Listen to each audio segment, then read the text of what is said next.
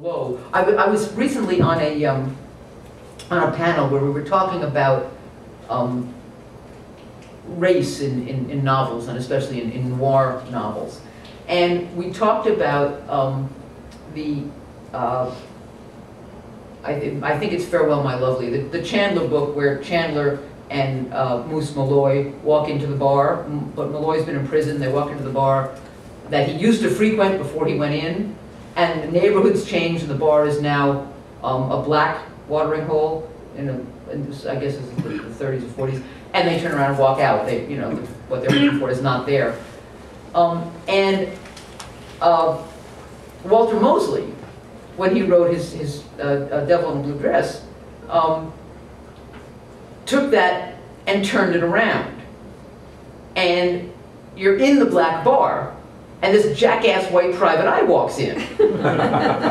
And those people suddenly become the star, and the white private eye becomes the peripheral guy. So this is how I would recommend making sure your characters are all three-dimensional, is remembering who they are to themselves.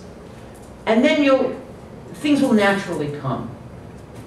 In terms of setting, setting is really interesting stuff, because you've also all read the book where the character walks into the room to hear the lecturer talk, and the room is a cream color with white columns and medallions up by the ceiling, and it has a oriental rug on the floor, and the chairs are set in rows, and there are busts, and by the time you get, you don't need all that.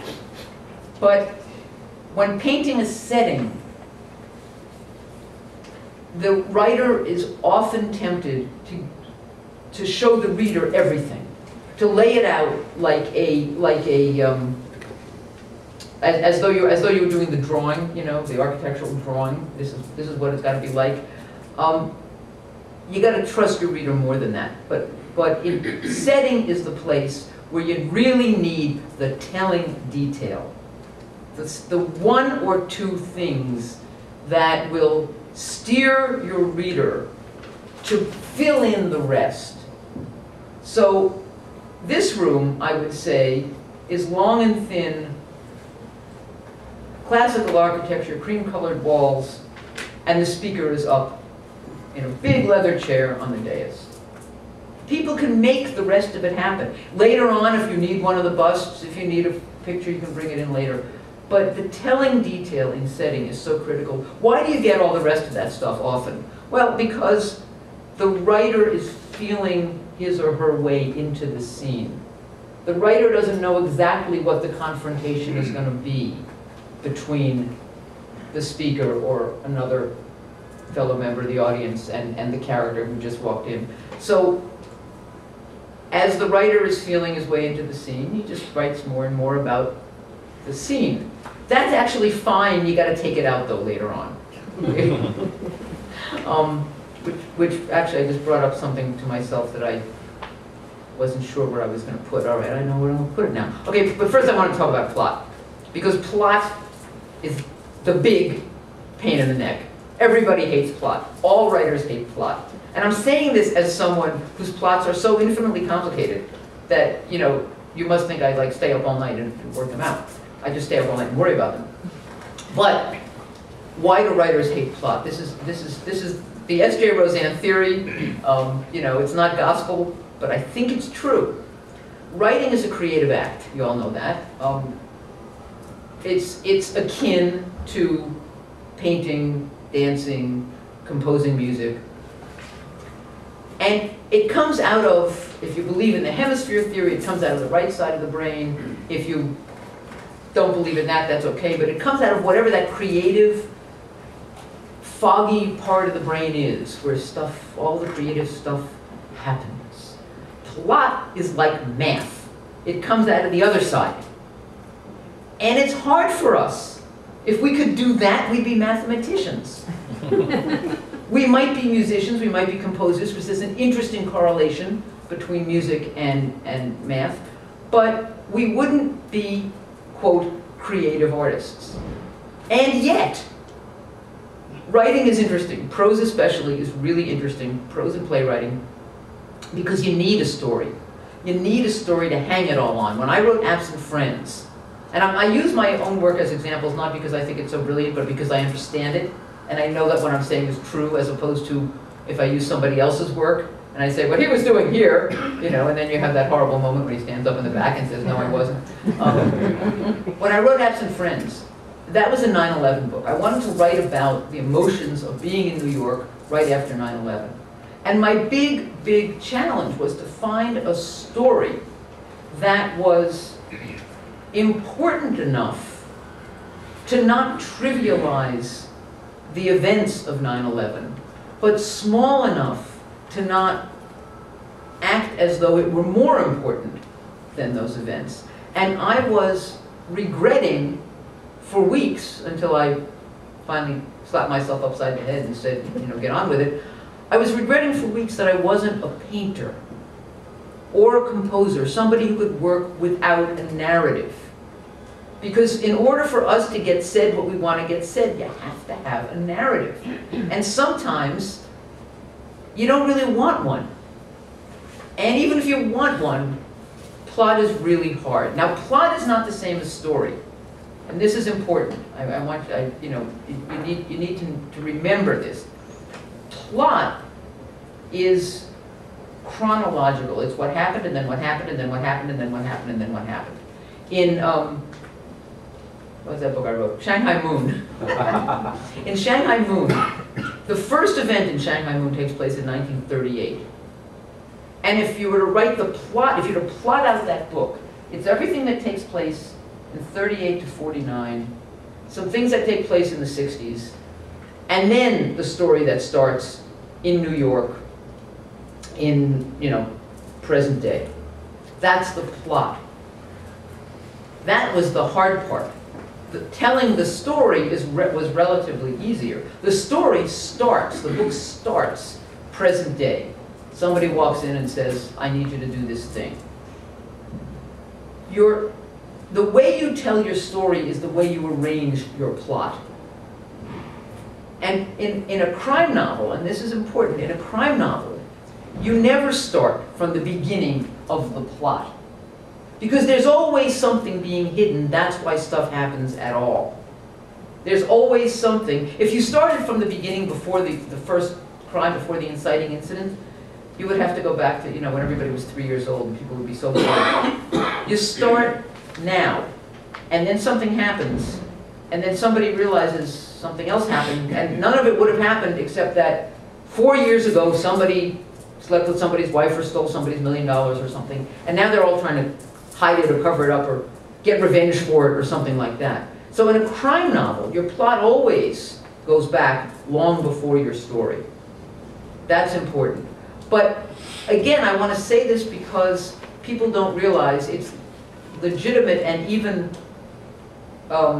encouraging for a writer to have trouble with plot. Because it means you're a real right-brain creative writer.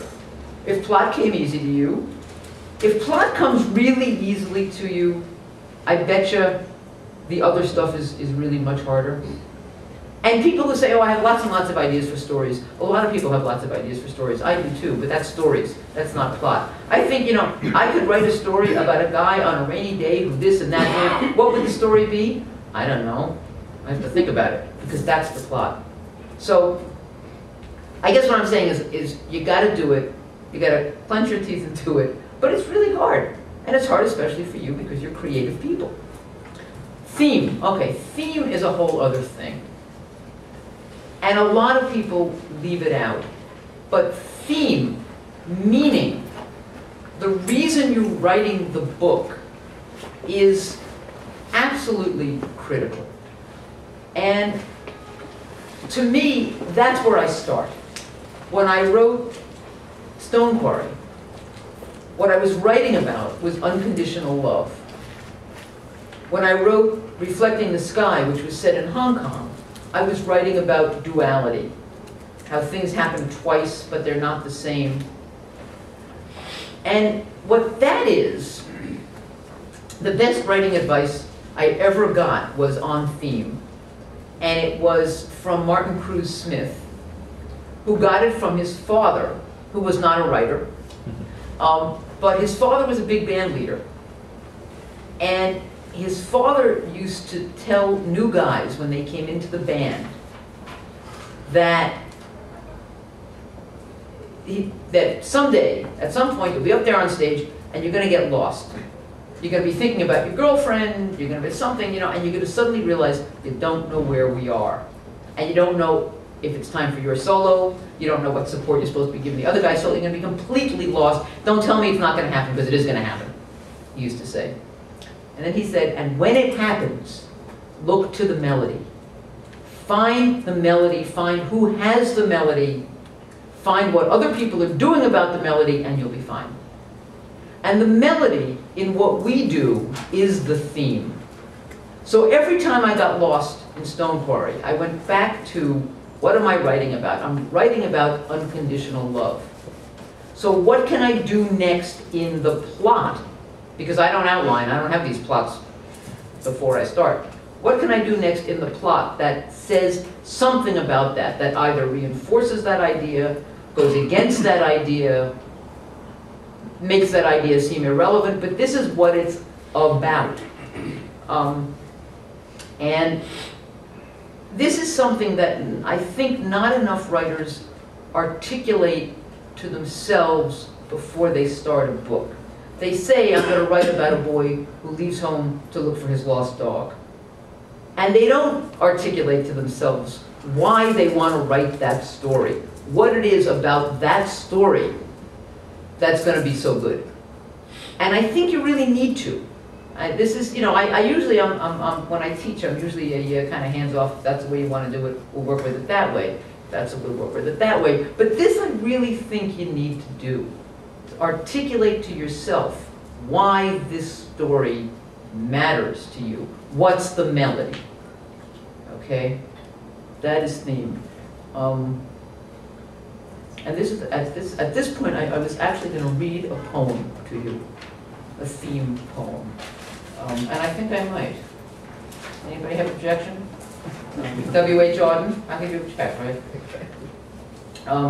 This is a 9-verse poem, okay? Lady Weeping at the Crossroads. You know this one? Okay. Lady weeping at the crossroads, would you meet your love in the twilight with his greyhounds and the hawk on his glove? Bribe the birds then on the branches, bribe them to be dumb. Stare the hot sun out of heaven, that the night may come. Starless are the nights of travel, bleak the winter wind. Run with terror all before you, and regret behind. Run until you hear the ocean's everlasting cry. Deep though it may be and bitter, you must drink it dry. Wear out patience in the lowest dungeons of the sea, searching through the stranded shipwrecks for the golden key. Push on to the world's end, pay the dread guard with a kiss. Cross the rotten bridge that totters over the abyss. There stands the deserted castle ready to explore. Enter, climb the marble staircase, open the locked door. Cross the silent, empty ballroom, doubt and danger past. Blow the cobwebs from the mirror. See yourself at last. Put your hand behind the wainscot. You have done your part. Find the penknife there and plunge it into your false heart.